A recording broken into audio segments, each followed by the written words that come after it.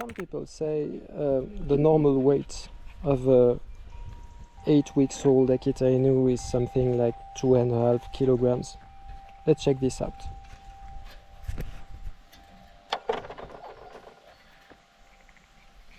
Come on. Yep. Don't move. Okay, good. Yep. This one is 3.1, something like that. So it's heavier than the norm, except this one is 6 weeks old, not 8. Sorry!